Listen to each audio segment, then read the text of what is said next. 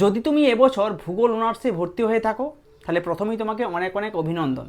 এই ভূগোলের জগতে তোমাকে স্বাগত। চলে এসো এক নতুন জগতে। এই ভূগোলে যারা পড়াশোনা করছো সেমিস্টার 1, তোমাদের জন্য আজকের ভিডিওতে একদম ডিটেলসে আলোচনা করব ধাপে ধাপে কিভাবে শুরু করবে এবং রোড ম্যাপ কীভাবে তৈরি করবে। অর্থাৎ এই যে জার্নি তোমরা করছো, এই জার্নির পথকে একটা ম্যাপের আকারে তৈরি করতে হবে।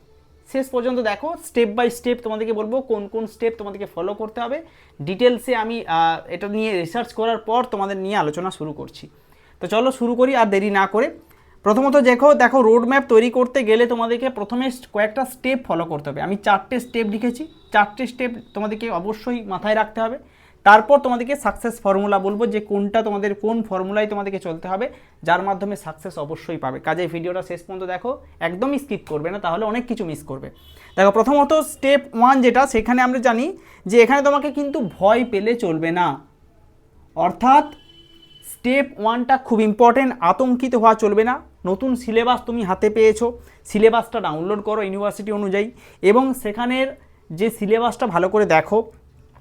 নতুন বিষয়, নতুন পরিবেশ, ভয় পাওয়ার কোনো কারণ নেই। কিন্তু শুরুতেই যদি তুমি মনে করো আমাকে সব এক্ষুনি জানতে হবে, কিছু স্টুডেন্ট আমি মেসেজ পেয়েছি বা যারা আমার কাছে ভর্তি হয়েছে ক্লাস না করেও তারা কিন্তু অনেক কিছু জানতে আগ্রহ জানাচ্ছে। এটা কিন্তু সবথেকে বড় একটা ভুল। আস্তে আস্তে জানবে, একদিনই সমস্ত কিছু জানবে না, একদিনই শিখবে না। শেখার সময় অনেক আছে, কাজেই ধাপে ধাপে শেখো, অল্প অল্প করে শেখো এবং শেখাটা যাতে একদম গঠনগত হয়। অর্থাৎ তোমাকে সেই দিকে মাথায় রাখতে হবে। এটা হচ্ছে তোমাদের মাথার মধ্যে স্টেপ 1 সাজিয়ে রাখো যে সেইভাবে কিন্তু তৈরি হতে হবে। অনেকে মনে করো যে আমরা একদিনেই সমস্ত সিলেবাস সম্পর্কে বুঝে যাব, সমস্ত জিনিস সম্পর্কে ভাবনা চিন্তা করে নেব, সেটা করো না। এটা কিন্তু প্রথম কথা। দ্বিতীয়ত হচ্ছে স্টেপ 2। স্টেপ 2-র কী কাজ? স্টেপ 2 যেটা মাথায় মনে রাখবে সেটা হচ্ছে সিলেবাসকে সংগ্রহ করা। সিলেবাসকে সংগ্রহ করা, ভালো করে স্টাডি করা এবং যে সমস্ত তোমরা খাতা তৈরি করবে, পরীক্ষার খাতা তৈরি করা, মানে যে সমস্ত খাতায় তুমি নোটস তৈরি করবে সেই সমস্ত তৈরি করা। যে সমস্ত বই তোমরা কিনবে সেগুলো কিনে ফেলা। তারপর যদি তোমাদের ইনস্ট্রুমেন্ট কিনতে হয়, ইনস্ট্রুমেন্টগুলো কিনে ফেলা। ঠিক আছে? অর্থাৎ যে সমস্ত কেনাকানির পার্ট রয়েছে, পেন থেকে খাতা থেকে শুরু করে যাই হোক, সেই সমস্ত কেনাগুলো কমপ্লিট করো আগে। ঠিক আছে? ক্যালকুলেটর কিনতে হবে, আমি ইনস্ট্রুমেন্টের বক্স দিয়ে দিয়েছি ভিডিও, তোমরা দেখে নিতে পারো। সেগুলোকে কিনে নাও যা যা দরকার। এটা হচ্ছে তোমাদের স্টেপ 2। স্টেপ 3 কি? কিভাবে পড়বে? দেখো পড়ার একটা নিয়ম আছে।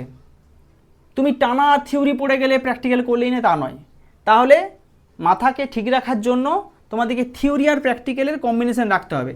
প্রথমে থিওরি পড়লে, তারপরে প্র্যাকটিক্যাল করলে, তারপরে আবার থিওরি পড়লে, এরকম করে তোমাকে সাজাতে হবে রুটিনটা। আমি রুটিনের ভিডিও দিয়ে দিয়েছি, সেখান থেকে দেখতে পারো। প্র্যাকটিক্যাল থিওরি করে সাজাতে হবে যাতে বোরিং জিনিসটা মাথার মধ্যে না আসে।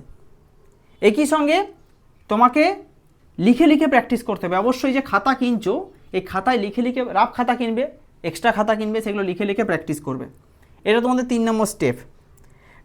4 নম্বর স্টেপ হচ্ছে তোমাকে দক্ষতা তৈরি করতে হবে। দক্ষতা মানে কি বলো তো? এখানে দক্ষতা মানে নিজের মধ্যে কি রয়েছে, তুমি কতটা লিখতে পারছো। অর্থাৎ এখানে অনেক সময় কনসেপচুয়াল প্রশ্ন আসে, সেই কনসেপচুয়াল প্রশ্নকে তুমি কিভাবে লিখবে সেটা দক্ষতা তৈরি করো। ডায়াগ্রাম তৈরি করতে শেখো, ম্যাপ আঁকতে শেখো এবং কনসেপচুয়াল যে সমস্ত প্রশ্নগুলো হয় সেগুলোকে হ্যান্ডেল করার জন্য সেইভাবে খুঁটিয়ে বই পড়ো। কনসেপচুয়াল প্রশ্ন হ্যান্ডেল করার প্রধানত একদম যেটা উপায় সেটা হচ্ছে বই ভালো করে পড়া। যত বই ভালো করে পড়বে কনসেপচুয়াল প্রশ্ন তুমি ইজিলি ক্লিয়ার করতে পারবে। আর বই ভালো করে পড়তে হবে, তার সঙ্গে সঙ্গে ক্লাসগুলো ভালো করে করতে হবে। এই 4টে স্টেপ তোমরা ধীরে ধীরে করো। একদম রোড ম্যাপ করে দিয়েছি। এর মতো রোড ম্যাপ তুমি আর কোথাও ইউটিউবের জগতে পাবে না। আমাদের অনার্স চ্যানেলে, মানে এই যে চ্যানেলে ভূগোল অনার্স সম্পর্কে যে গাইড তোমরা পাবে, তুমি আমাদের পশ্চিমবঙ্গের কোনো চ্যানেলে এইভাবে তোমাকে গাইড করবে না। কাজেই চ্যানেলটাকে সাবস্ক্রাইব করে রাখো, আমাদের পরিবারের সদস্য হয়ে যাও। এবার চলে আসছি লাস্ট সাকসেস ফর্মুলাকে নিয়ে। সাকসেস ফর্মুলা কী হবে তাহলে? অর্থাৎ এই সমস্ত মিলিয়ে যে জিনিসটা আমি তৈরি করব সেটা হচ্ছে, দেখো প্রথমে হচ্ছে সিলেবাস, সিলেবাসের পরে কি আসছে, সিলেবাসের পরে আসছে সেটাকে ক্লাস, অর্থাৎ ক্লাস করতে হবে ঠিক মতো। তারপর চলে আসছি নোটস, নোটস তৈরি করতে হবে ভালো মতো বা নোটস পড়তে হবে ভালো করে। তারপরে করতে হবে রিভিশন, রিভিশন খুব ভালোভাবে করা প্রয়োজন। রিভিশন করার পর তোমাদেরকে যেটা প্রয়োজন, মক টেস্ট দেওয়া, মক টেস্ট। তারপর লাস্ট যেটা বাকি থাকবে একদম, সেটা হচ্ছে সাজেশন দেখা কিছু, এবং ফাইনালি পরীক্ষার জন্য তৈরি হওয়া। এই হচ্ছে কয়েকটা স্টেপ, যে স্টেপের মাধ্যমে তোমার সাকসেস এগিয়ে আসবে। তাহলে প্রথমে সিলেবাসকে দেখলাম, ভালো ঠিকমতো ক্লাসগুলো করলাম, ক্লাস ফলো করলাম, নোটস পড়লাম, রিভিশন করলাম, মক টেস্ট দিলাম, সাজেশন পড়লাম, ফাইনালি পরীক্ষার জন্য তৈরি হয়ে যাও। এই হচ্ছে তোমাদের সাকসেস ফর্মুলা। এবং তোমরা যদি চাও যে এই স্ট্র্যাটেজিতে পড়াশোনা করতে, তাহলে আমার অনলাইন ক্লাস জয়েন করতে পারো। আমাদের সেমিস্টার 1-এর অনলাইন ক্লাসের ব্যাচ শুরু হয়ে গেছে, সেখানে তুমি জয়েন করতে পারো। অ্যাপের লিঙ্ক বেজির ডেসক্রিপশনে থাকবে, কমেন্ট বক্সে থাকবে।